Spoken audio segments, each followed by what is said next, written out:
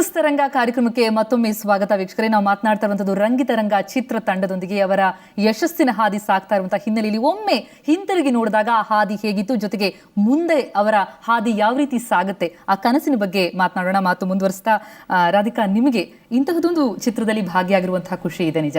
ಆದರೆ ಈ ಚಿತ್ರ ತಂಡದೊಂದಿಗೆ ಭಾಗಿಯಾದಾಗ ಬಹಳಷ್ಟು ಹಲವಾರು ನಿಮಗೆ ನೆನಪುಗಳಿರುತ್ತೆ, ಮರಿಲಿಕ್ಕೆ ಆಗದೆ ಇರುವಂಥದ್ದು. ಆದರೆ ಇವತ್ತಿಗೂ ಅದನ್ನು ನೆನೆಸ್ಕೊಂಡಾಗ ಹೇಗೆ ಮಾಡಿದ್ನೋ ಏನೋ ಆ ಸೀನ್ನ, ಅಥವಾ ಅದು ಹೇಗೆ ಸಾಧ್ಯ ಆಯ್ತು ಏನೋ, ಆ ಥರದ ಅನಿಸಿಕೆಗಳು ಯಾವುದಕ್ಕಾರು ಇದೆಯಾ? ಈಗ ಆ್ಯಕ್ಚುಲಿ ನಾನು ಫಿಲ್ಮ್ ನೋಡುವಾಗ ಎಲ್ಲ ಸೀನ್ಗಳು ಹಂಗೇನೆ ಅನ್ಸುತ್ತೆ ನನಗೆ, ಅದು ಹೆಂಗೆ ಮಾಡಿದೆ ಅಂತ. ಬಟ್ ಅಗೇನ್ ಅದೆಲ್ಲ ಡೈರೆಕ್ಟರ್ ಮೇಲೆ ಹೋಗುತ್ತೆ ಅಂತ ನನ್ನ ಭಾವನೆ. ಯಾಕಂದ್ರೆ ಅನೂಪ್ ಯಾವಾಗ್ಲೂ ಪೇಷಂಟ್ ಆಗಿದ್ರು ಸೆಟ್ಟಲ್ಲಿ.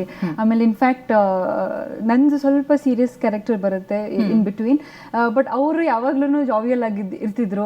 ಆಮೇಲೆ ಒಂದು ಮೈಕ್ ಇಟ್ಕೋತಾರಲ್ಲ, ನನ್ನ ಹೊಟ್ಟೆಗೆ ಬಂದ್ಬಿಟ್ಟು ಹಿಂಗೆ ಮಾಡ್ತಿದ್ರು. ಇದು ಯಾವಾಗ್ಲೂ ಯಾವ ಫೋರ್ಮಲ್ಲೂ ನಾನು ಹೇಳಿಲ್ಲ, ಬಟ್ ಇದು ಯಾವ್ದು ಇನ್ಸ್ಪಿರೇಷನ್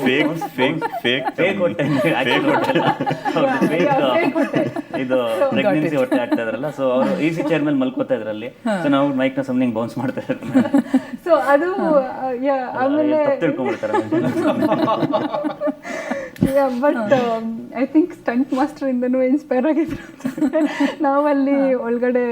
ಅಲ್ಲ, ಇದರಲ್ಲಿ ಅಂತಹ ಫೈಟ್ ಇಲ್ಲದೆ ಇದ್ದಿದ್ರಿಂದ ಆ ಫೈಟ್ ಇಲ್ಲಿ ಇರಿಸ್ಕೋತಿದ್ರ ಅಂತ ಯಾವುದೋ ಒಂದು ಆಕ್ಷನ್ ಮೂವಿ ಮಾಡುವಂತ ಆಲೋಚನೆ ಇತ್ತ ಡೈರೆಕ್ಟರ್ಗೆ ಅಂತ?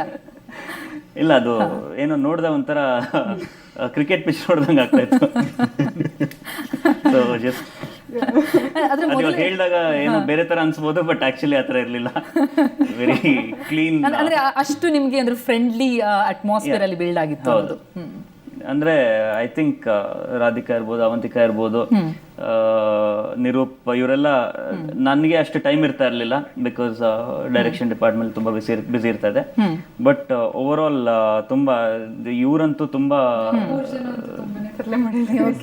ನಿಮ್ ಚಿತ್ರಕ್ಕೆ ಎಲ್ಲಾ ಕಡೆ ಚಿತ್ರರಂಗದಿಂದ ಅಪ್ರಿಸಿಯೇಷನ್ ಬಹಳಷ್ಟು ಸಿಕ್ಕಿರುವಂತದ್ದು. ಹಾಗೆ ಈಗ ಖ್ಯಾತ ನಿರ್ದೇಶಕ ಶಶಾಂಕ್ ಅವ್ರ ಜೊತೆ ದೂರವಾಣಿ ಸಂಪರ್ಕದಲ್ಲಿದ್ದಾರೆ. ಶಶಾಂಕ್ ಅವರೇ, ನಮಸ್ಕಾರ. ನಮಸ್ಕಾರ ಶಶಾಂಕ್ ಅವರೇ, ಈಗ ರಂಗಿತರಂಗ ಸಕ್ಸಸ್ ತರಂಗದಲ್ಲಿ ಅಲೆಯಲ್ಲಿ ತೇಲ್ತಾ ಇದೆ, ಏನಂತೀರಿ ಇದ್ರ ಬಗ್ಗೆ? ಶಶಾಂಕ್ ಅವರ ಮಾತುಗಳನ್ನು ಕೇಳ್ತಾ ಇದ್ದಾಗ, ಅಂದ್ರೆ ಕನ್ನಡ ಚಿತ್ರರಂಗದ ಖ್ಯಾತ ನಿರ್ದೇಶಕರೊಬ್ರು ಇನ್ನೊಂದು ಚಿತ್ರದ ಬಗ್ಗೆ ಮಾತನಾಡುವಂಥದ್ದು ಬಹಳ ಒಂದು ಒಳ್ಳೆ ಹೆಜ್ಜೆ. ಈ ತರ ಎಲ್ಲಾ ಕಡೆಯಿಂದಲೂ ಬರುವಂತಹ ಹೊಗಳಿಕೆ, ಆ ಬೆಂಬಲ ಏನನ್ಸುತ್ತೆ ತಮ್ಗೆ? ಇನ್ನಷ್ಟು ಬೂಸ್ಟ್ ಮಾಡುತ್ತಾ ಒಳ್ಳೊಳ್ಳೆ ಚಿತ್ರಗಳನ್ನ ಮಾಡ್ಲಿಕ್ಕೆ? ಡೆಫಿನೆಟ್ಲಿ. ಶಶಾಂಕ್ ಅವರು ಇವತ್ತು ಫಸ್ಟ್ ಅಲ್ಲ ಮಾತಾಡ್ತಾ ಇರೋದು ನನ್ನ ಜೊತೆ. ಅವರು ಸಿನಿಮಾ ನೋಡಿ ಅವರಾಗೆ ನನ್ನ ನಂಬರ್ ಕಂಡಿಡಿದು ಫೋನ್ ಮಾಡಿದ್ರು ನನಗೆ. ಸೊ ಅವತ್ತೂ ಇದೇ ಮಾತು ಹೇಳಿದ್ರು. ಸೊ ಅದು ಅವರು ದೊಡ್ಡ ಗುಣ, ಯಾಕಂದ್ರೆ ಅವರು ಈಗಾಗಲೇ ತುಂಬಾ ಸಕ್ಸಸ್ಫುಲ್ ಫಿಲ್ಮ್ಸ್ ಮಾಡಿರುವಂತವ್ರು. ಸೊ ಅವತ್ತು ಅದೇ ಮಾತು ಹೇಳಿದ್ರು ನನಗೆ. ಅವ್ರದ್ದು ಏನ್ ಇಷ್ಟ ಆಗಿದ್ದು ಅಂದ್ರೆ, ನಾನು ಹೇಳಿದೆ ಸರ್, ನಂಗೆ ಕೃಷ್ಣಲಿಲ್ಲ, ಆಕ್ಚುಲಿ ನಾನು ರಕ್ಷಿತ್ಗೂ ಹೇಳಿದ್ದೀನಿ ಅನ್ಸುತ್ತೆ ನಿಮಗೆ, ನೋಡ್ಬಿಟ್ಟು ಕೃಷ್ಣಲಿಲ್ಲ ಚೆನ್ನಾಗಿದೆ, ಸಿನಿಮಾ ತುಂಬಾ ಚೆನ್ನಾಗಿ ಮಾಡಿದ್ದಾರೆ, ತುಂಬಾ ರಿಯಲಿಸ್ಟಿಕ್ ಆಗಿ ತೆಗ್ದಿದ್ದಾರೆ ಅಂತ. ಅದನ್ನ ಹೇಳಿದೆ. ಅವ್ರು ಅವತ್ತು ಅದೇ ಹೇಳಿದ್ರು, ನಾವು ಮಾಡೋದು ದೊಡ್ಡದಲ್ಲ, ನೀವು ಹೊಸಬ್ರು, ನೀವು ಬಂದ್ ಮಾಡಿದೀರಾ, ಅದು ದೊಡ್ಡದು ಅಂತ. ಸೊ ಅದು ತುಂಬಾ ಖುಷಿ ಆಗುತ್ತೆ ಆ ಥರ ಎಲ್ಲ ಸಪೋರ್ಟ್ ಮಾಡಿದಾಗ. ಅವರು ಅಂತಲ್ಲ, ಸುಮಾರು ಜನ ಡೈರೆಕ್ಟರ್ಸ್ ಅವರಾಗೆ ಕಾಲ್ ಮಾಡಿ ವಿಶ್ ಮಾಡಿದ್ದಾರೆ, ಇದು ಮಾಡಿದ್ದಾರೆ.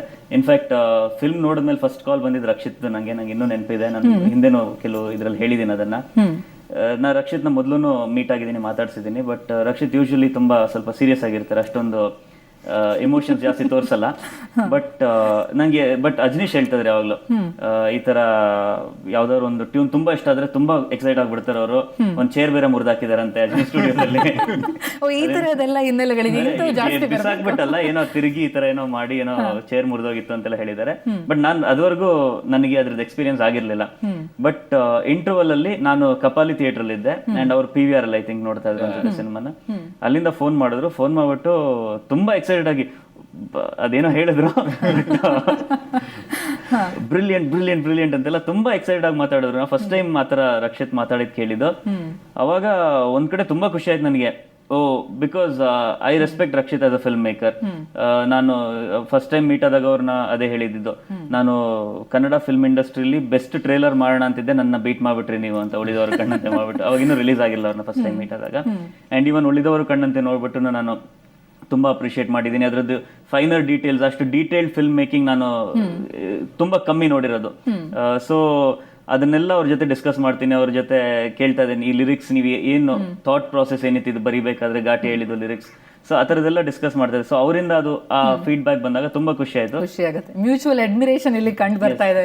ಹಾಗೇನೆ ನಿಮ್ಮ ಚಿತ್ರದಲ್ಲಿ ಬಹಳ ಸೊಗಸಾದಂತಹ ಗೀತೆಗಳಿರುವಂತದ್ದು, ಅದರಲ್ಲೂ ಆ ಸಿಗ್ನೇಚರ್ ಸಾಂಗ್ ಅಂತ ಹೇಳ್ಬೇಕು, ಡೆನ್ನಾನ ಡೆನ್ನಾನ, ಆ ಸಾಂಗ್ ಅನ್ನ ಅದ್ಭುತವಾದಂತಹ ಸಾಂಗ್. ಈ ಸಾಂಗ್ ನ ಕೇಳ್ತಾ ಇದ್ರೆ ನಾವು ಯಾವುದೋ ಲೋಕಕ್ಕೆ ಹೋದಂತೆ, ಅಂದ್ರೆ ಬಹಳ ವರ್ಷಗಳ ಹಿಂದಕ್ಕೆ ತೆಗೆದುಕೊಂಡು ಹೋಗುವಂತಹ ಹಾಡು. ಬಹುಶಃ ರಕ್ಷಿತ್, ಈ ಸಾಂಗ್ ನಿಮಗೆ ನೋಡಿದಾಗ ಏನ್ ಅನ್ಸಿದ್ದು ಅಂತ? ಡೆನ್ನಾನ ಅಲ್ಲ, ನನಗೆ ಆಕ್ಚುಲಿ ಅದೇ ಚಿಕ್ಕವರು ಇರಬೇಕಾದ್ರೆ ತುಂಬಾ ನೋಡಿರುವಂತಹ ಸೀರಿಯಲ್ಗಳ ನೆನಪು. ಒಂದು ಗುಡದ ಭೂತ, ಇನ್ನೊಂದು ಮಾಲ್ಗುಡಿ ಡೇಸ್. ಸೊ ಇದು ಎರಡು ಸಿನಿಮಾನ ನಾನು ನಾನು ಬರ್ದಿರೋ ಎರಡು ಕತೆಗೆ ಯೂಸ್ ಮಾಡಬೇಕು ಅಂತ ಬಹಳ ಆಸೆಯಲ್ಲಿದ್ದೆ. ಮಾಲ್ಗುಡಿ ನಾನು ಹೆಂಗೆ ಯೂಸ್ ಮಾಡ್ತಾ ಇದ್ದೀನಿ, ಬಟ್ ಡೆನ್ನಾನ ಡೆನ್ನಾನ ಸಾಂಗ್ ಇನ್ನೊಂದು ಕತೆಗೆ ಯೂಸ್ ಮಾಡಬೇಕು ಅಂತ ಬಹಳ ಆಸೆಯಲ್ಲಿದ್ದೆ. ಬಟ್ ರಂಗಿತರಂಗ ನನಗೆ ಇವರು ಅಜ್ನೀಶ್ ಇದಲ್ಲಿರ್ಬೇಕಾದ್ರೆ ಒಮ್ಮೆ ಕೇಳಿಸಿದ್ರು. ಒಂದ್ ರೀತಿಯಲ್ಲಿ ತುಂಬಾ ಬೇಜಾರಾಯ್ತು, ಬಟ್ ಜಸ್ಟ್ ಮಿಸ್ ಆಗುತ್ತಲ್ಲ ಅಂತ.